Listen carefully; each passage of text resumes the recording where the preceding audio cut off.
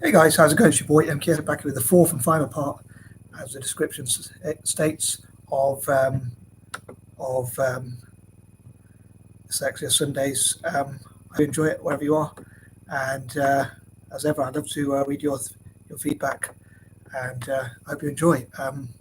It's slightly later than scheduled for or planned for, but anyway, as I say, I hope you enjoy it, and hope you'll share with all possible dyslexics out there to inspire them. But anyway, for this one, I thought I'd do something as I often do for the fourth and final part. I thought I'd do something a bit different, so I thought I would try and ask some questions. So here goes. So 31. As I'm continuing on from parts 1, 2, and 3. So please check them out if you can, if and when you can, if you haven't already done so. 31.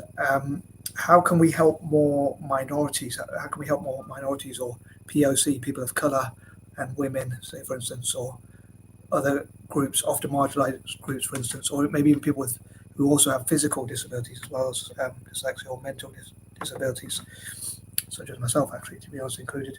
How can we help more people with dyslexia who are from disadvantaged backgrounds to achieve? So it's not just, say like white males who are doing well, but also people from different backgrounds with dyslexia. I hope that makes sense. I hope that question makes sense.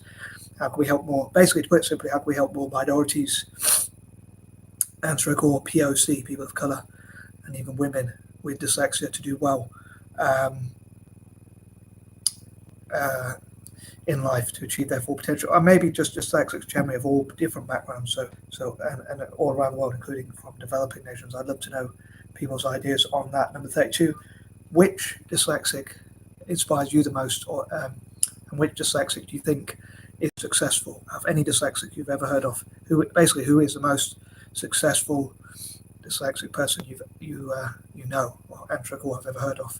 Number 33, can you list any dyslexia success stories, successful startups, stand-up careers, or careers in different fields? I'd love to know. I'd love to be able to read those lists and hopefully share with other people.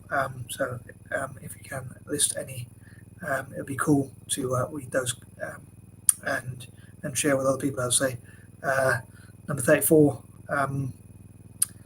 I'd love to know about any contributions to the world, including science or even STEM generally, science, tech, engineering, and maths, or any other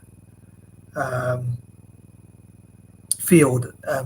Any contributions that dyslexics have made to the world generally, any field, especially really useful things, inventions or discoveries or all sorts of things like that. I know they can probably be found on Google and YouTube, but I hope these videos, I hope people will be inspired to find out that sort of thing. I know Made by Dyslexia, the Dyslexic Advantage, and others already have some great videos on those sorts of things. So I hope I want to encourage people to check those out, but also to share any lists in these videos as well. Number 35. On that note, what on the subject of Made by Dyslexia, the Dyslexic Advantage, and others, what are your favourite dyslexia resources, such as websites, YouTube channels? Hopefully mine, unlikely. But on a serious note, like, what are your favourite or best dyslexia, like websites, social media accounts, YouTube accounts, TikTok accounts, or any sort of resources to do with dyslexia? I think it'd be cool to share those so people can find out. Number 36, what do you think? I know I've mentioned this point before, for risk of repeating myself, but I'd love to know what people specifically think dyslexic people could contribute to things like Italian football, soccer, calcio, footy, or whatever else you want to call it. Number 37, same for Celtic. What do you think Italian football dyslexics could contribute to Celtic FC? I suppose all sports generally, but because I only follow and I'm only really interested in football, soccer, calcio, footy, or whatever you call it, and I really want to only focus on that. I welcome any sort of sharing of any sort of sports, what we could contribute, even things like cricket, hockey, and other sports, which I don't really care about personally. But I've heard of a few rugby players who have dyslexia, and I think there's a few other sports stars, a few racing drivers, a few basketball players who have dyslexia, and also former basketball players who have dyslexia and things like that. But yeah, so if you think of any inspirational sports stars, I really want to try and get groups that focus on my chosen sport. So I want to have a thesis which shows what we can do for Italian football and Celtic. I know I keep mentioning that one, but so please forgive me for repeating myself. Number 38. If you know, please share any. How can I phrase it as a question? Will you please share any other interesting statistics, preferably positive ones? Some could be negative, that might need changing. For instance, the amount of dyslexics who are in prison, or the amount of dyslexics who are unemployed, underemployed, struggling in their careers or whatever.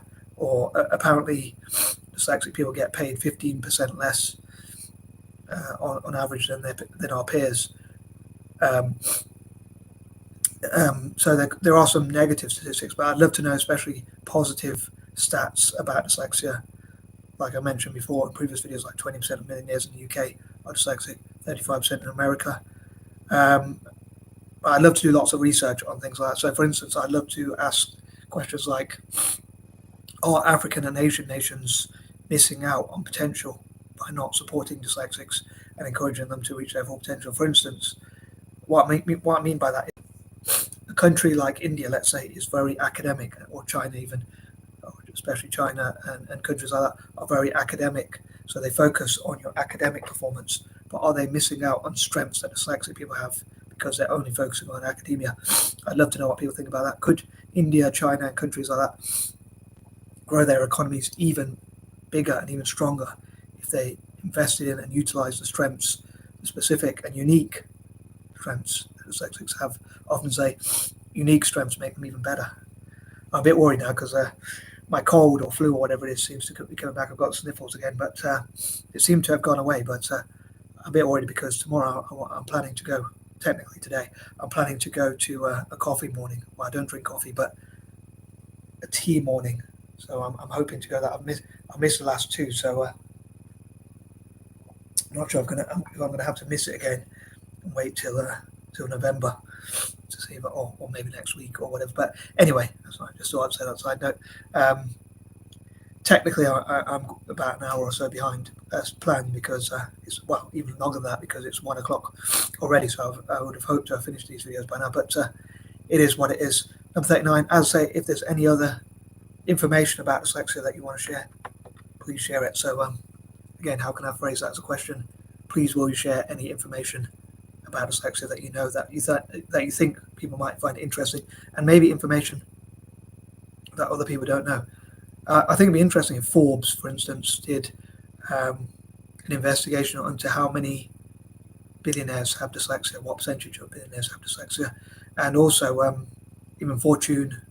Well, I suppose Forbes does the Fortune list, I think, or Fortune magazine as well. Like they did similar research, like how many Fortune 500 companies, maybe Forbes and Fortune 500 could do investigations like that, like how many Fortune 500 company CEOs have dyslexia. I think that would be quite interesting.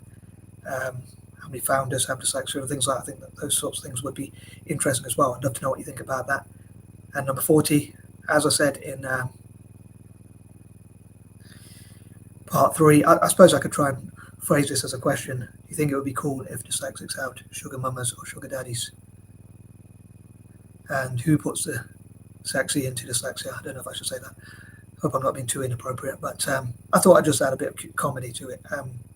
But anyway, these videos are supposed to be about being funny and inspirational. I'll try anyway. I know I'm not the best for comedy, but apparently I've got no inclination in my voice, as they say, which is a sign of autism. That is. Anywho, I am out. Peace and love.